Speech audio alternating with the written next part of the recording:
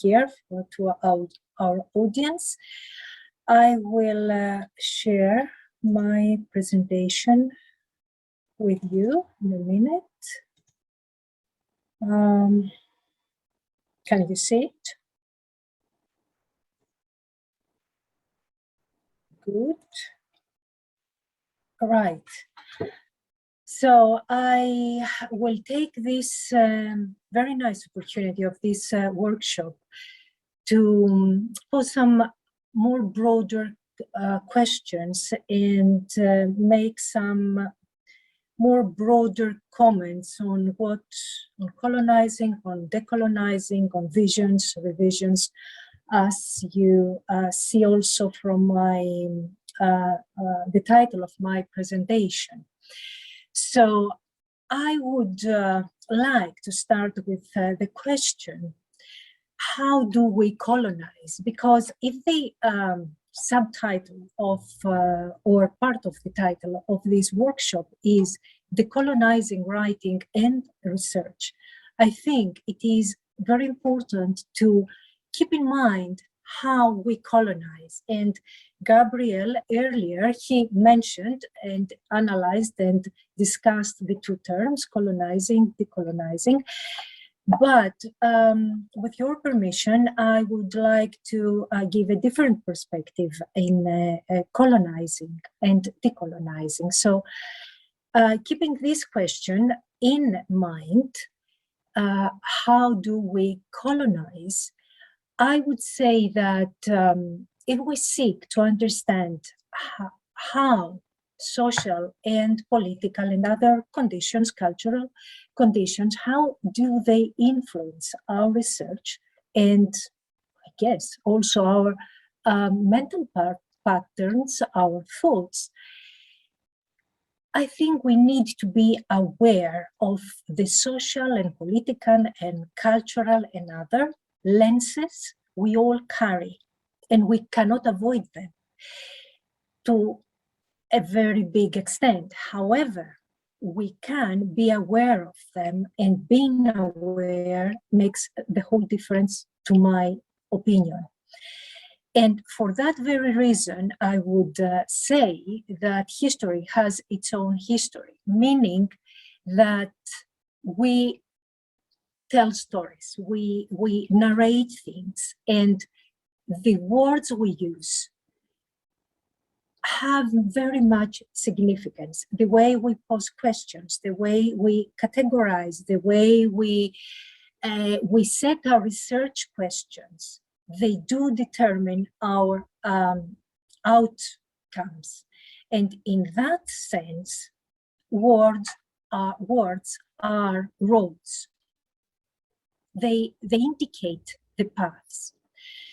So I will try to address in the sense of posing some open questions, as I already said, to the points of interest of this workshop.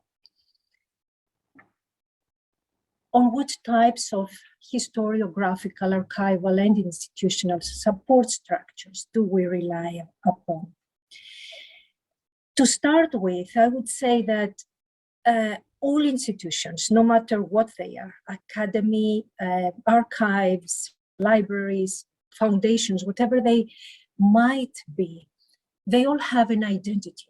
They all have a mission statement.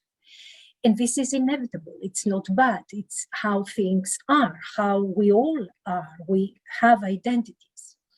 And I would dare to parallel all these kind of institutions to museums, because they all choose what is kept, how is it offered to the users, to their audiences, and how is it promoted, perhaps. Or they set the frames of what is right, wrong, accepted, etc. And this is something we need to keep in mind when we discuss or we deal with our resources, let's put it this way. they are all mediated entities, and want it or not, they provide us with mediated information, which creates notions, and at the same time, it is the outcome of notions, which might be the same with us if we make part of the same cultural environment, or different to ours if we do not belong in the same environment as to the one they exist. However, what is important is to keep always in mind what else could it be there in the archives, in the libraries, in our resources, and to keep in mind that they all encourage, as I already mentioned, they all encourage their familiar points of view. So in a way, they shape our research questions as well, or our mind patterns as well. And this is the one part of the story. On the other hand, it is us, the researchers, who carry the research in whatever sector we are active, and it doesn't matter the sector. I mentioned lenses just before. These lenses shape our research points of view and our thought patterns. And in other words, they create our perceptions on what are we interested on, how are we interested on what balances, on what terms, how much shall we dare to go this way or the other way. And if we are a bit aware, and I think that we all are, of how we work, we probably have noticed many times that we kind of self-censorship, apply self-censorship, self-censor ourselves. And this is very interesting to notice when we do research, because that raises, or it reveals rather, a conflict there, or a distance between where I would like probably to go and where I feel that it is correct to go or acceptable to go. And in the same way, we can be aware of the limitations of our resources when we do not align 100% with them. And when we seek something, I think Ezra earlier mentioned something like when she came in Cyprus and she started doing research, she was puzzled or surprised, as I apologize if I do not interpret correctly what you said, what she found or did not there. In any case, I think that we become aware of these limitations when there is a difference between our point of view and what we find. And if we and we all work with labels, local characteristics, Western gazes, familiar practices. I take these words, and this title comes out of the research questions of this workshop. Labels are divisive, are not inclusive, and are limiting, and they refer to the past. All frames refer to the past. They're inevitable, but they do limit our present potential. And certainly, if we are not aware of them, they shape our future as well. So local characteristics, would that be an introverted